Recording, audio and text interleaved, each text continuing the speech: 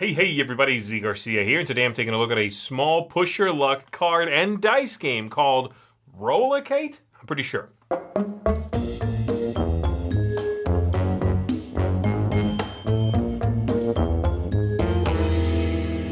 In this game, there's a small wooden train, a locomotive, and you are trying to make sure it does not derail. You're playing cards in front of it, and then unfortunately being forced to roll dice in order to move it ahead. Roll too many of the movement faces on those dice and it derails, and you have to take cards and add them to your penalty pile. You end up with the fewest penalty points, and of course you win the game. It's a little bit of a tricky teach because it's just sort of a slightly counterintuitive game, okay? So I'll do my best here to explain how the game works, and I'll see you on the other side of that for some final thoughts. So here we're going to be taking a look at the game setup for 3 players. Everybody begins with 2 cards. There are 4 cards that are set up at the beginning of the game, and then you remove some based on the number of players. The rest of the deck will be right here, and you are ready to go. There's these 4 dice right here, and then the locomotive itself right there is going to start on the 3rd card pointing this way. I'll go ahead and lay that down so you can see it, okay? So what are you doing in the game? Well, you're trying to avoid taking negative points. And once the deck runs out at the end of that person's go, then whoever has the fewest negative points is going to be the winner. So what do you do on your turn? Well, on your turn, you can do one of 3 things. One of them is very rare, and that is playing a specific kind of card. They're rare. So let me talk about the other 2 things first. So on your turn, the very first thing you do, no matter what action you're taking, is drawing a card. And this is hidden in your hand normally, right? So these are the cards. They have a number between 1 and 4, and they'll have a piece of track, or they'll have a messed up track like this, or they'll have a little explosion, like a mess. And that's the rare kind of card. We'll come back to that one, okay? So I drew a card, and now I do one of those actions. I can play a card, and that's the most common thing usually that you'll do, and that is play cards in front of the track. You have to play them. You can play multiples as long as they're the same number. And there's a couple of limitations. They cannot be exactly 2 numbers away from the last one played. And they always remind you of this by having that number you cannot play at the bottom of that card crossed out. In this case, there's a 3 right there crossed out. So I cannot play this card. But you also cannot play one, whether it's legal or not, if it would overlap with anything else that's there, okay? So I could play a 4. I could play this 4 right here, like this. And if I had multiple 4s, you could play multiple 4s.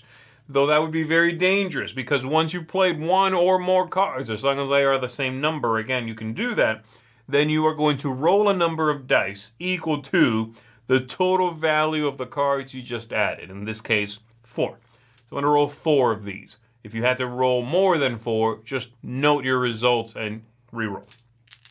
So I roll these, and for every one of these I get, the locomotive is going to move 1 ahead. So I got 3 of them. And these are on 4 faces, by the way. So it's likely. So I'm going to move 1. I'm going to move 2. And then for the 3rd one, I would derail the locomotive. So instead, it's going to stay there. And for every space I couldn't move, I take a penalty from the back of the track right here. And I put this in a penalty pile. Okay? That's it. That's the first action, which again entails playing a card. So let me just do it for the next player. This player is now about to take the same action. They're going to draw a card, and they are going to, unfortunately, let's fake it. Let's say this is their hand, okay? And they are going to take the same action in which they play 1 or more cards of the same type. So they're going to play that one, for example. They could play both of these if they wanted to, but they're not going to. So they're going to play that, and they're going to roll 3 dice because that's a 3. They only got 1 of these, so this moves to there but doesn't derail. Great. Okay? So that's the action. If it derails, you have to take cards from the back and add them to your penalty pile. Now this player would go, let's assume they drew already because, well, that player did. And then they are going to play. They can put a 2 after a 3. That's fine. That's only 1 away. So they're going to do that. They'll play this here. They roll only 2. They got 1 of those. So this goes here. All right? And you don't want to derail because you end up taking cards. Usually, you don't want to derail. Now, what do I mean by that? Well, Again, you're trying to avoid these negative points. But if you ever would take a card that is the same value as the last one that you have on your penalty pile, and this has to stay in the order in which you achieved them, then you remove both of them. So what do I mean by that? So let's say that this setup looks like that. And on my turn, oh, this is good, okay. So on my turn, I play a card. Let me say this one. I play this card, I roll these. I got all three of them to be those, so I have to move 1, 2, 3. 2 penalty cards from back here. I grab both of these, and I add them to my penalty pile in whatever order I want to. So this 3, on top of this 3, eliminates both cards from my penalty pile. I set these aside, and then this is my penalty pile then. And if I get a 2 immediately after this one, those 2 will also go away, okay? So that's how you're eliminating your penalty pile in the game. You have to try to manage that. Now, second option in the game is drawing a card, but then not growing the track, and instead just passing. Passing entails moving the locomotive 1 space forward if you can. If you cannot, that's fine. It doesn't derail. And then automatically taking the last card. Why would you do that? Well, because you only have really bad high cards in your hand, or because this is what your penalty pile looks like, and the last card in the track matches the top one. So I draw a card and I say, okay, pass. This moves up if it can, and then I take this, put it on there, and these 2 eliminate each other. And it's the next player's turn, okay?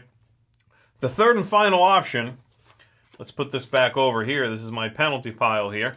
The third and final option is just playing one of these cards from your hand. These are rare, and they have that sort of, crazy mess there in the center. But this you can just put directly on your pile, and if it matches the last card, they'll go away.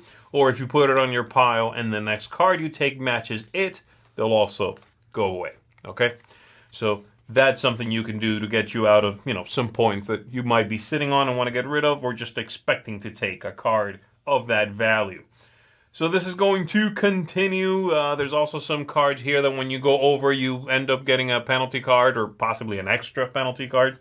This continues going around and around with the players taking one of those 3 actions: grow the track, roll, try not to derail, or pass, take the last one, add it to your penalty pile, or just play one of these from your hand until the deck has been drawn out completely. Once the last player draws out the last card, they're going to take one of their actions, and then the game is over. And everybody then at that point has to take all the cards they're holding, and this is important, and add it to their penalty pile.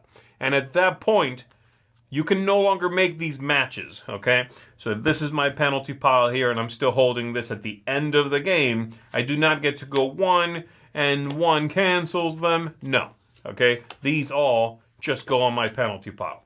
And then you count these up, okay? So 6, 7, 8, 9, 10, 11, 12, 13, 14. So my score is 14. Whoever has the lowest score at the table is going to be the winner of the game. And so that's what you're trying to do. Try to give yourself enough room so that you don't derail and end up taking cards. But if you do take some, match them up and get rid of them, right? And make sure other players are left with few options, whether that is bad sort of options to lay track or just, having the locomotive right up against the edge, things like that on other players' turns so that they can do so well. Hopefully that makes sense. The game is a little obtuse to explain and to sort of wrap your head around, so I get that.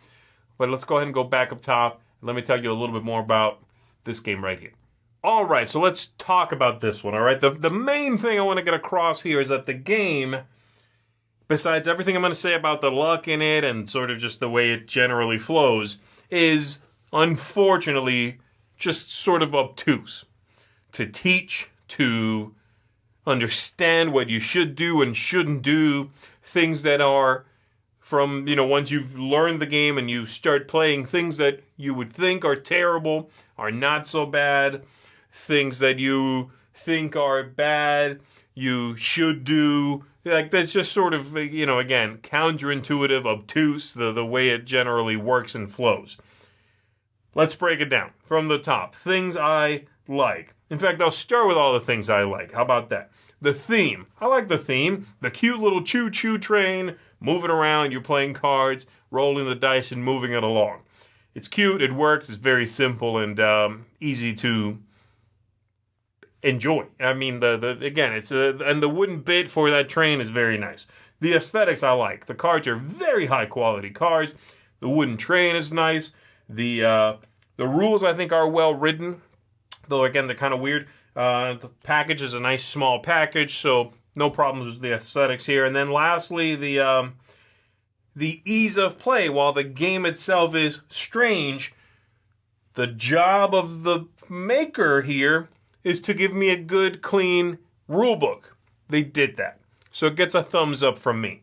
I don't think it's a game that I would put on a, say, top 10 list of top 10 easiest games to learn, but what's in there is well done. My problem didn't come from not understanding the rule book. It was more of a, when you're teaching, it's so bizarre that folks' brains have to adapt to something they're not used to, okay? Things I thought were just okay. There's just one, the replay value.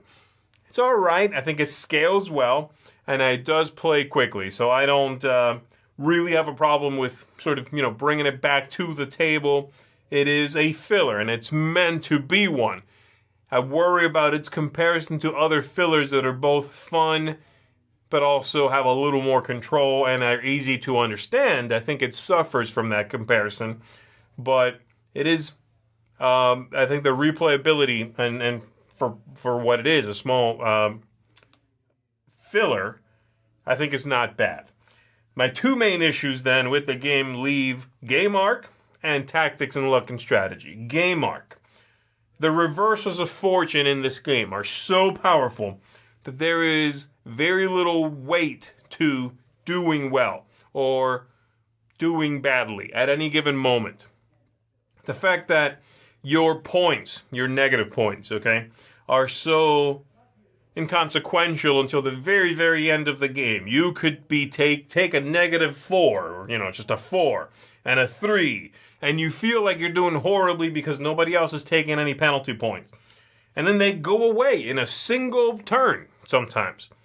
So it swings back and forth so much that it doesn't carry any water, right? It's sort of meaningless how well or how badly you are doing. That's the game arc of the game. You don't dig yourself into a hole and then dig yourself back out. It just sort of happens, Tying into that, the tactics and luck and strategy, every move in the game is very obvious. If you should do something, it's very obvious. Like, hey, the top of my discard pile is a 4. That sucks. The last card on the track is a 4. Gee, I wonder if I should pass and just take that 4, put it on top of the other 4, and they negate each other. You think I should do that? Yeah, I'm going to do that because it's an obvious move.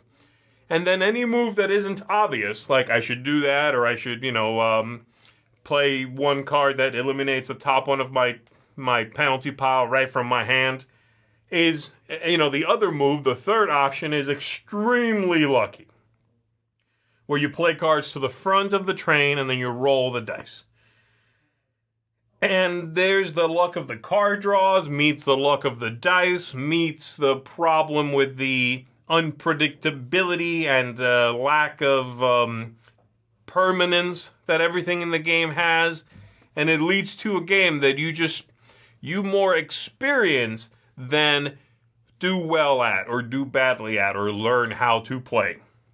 You will learn how to play because the game's a little bizarre, but not because you'll be getting better necessarily. How to do well or do badly at this game will be apparent after you've played once, maybe not even a whole play.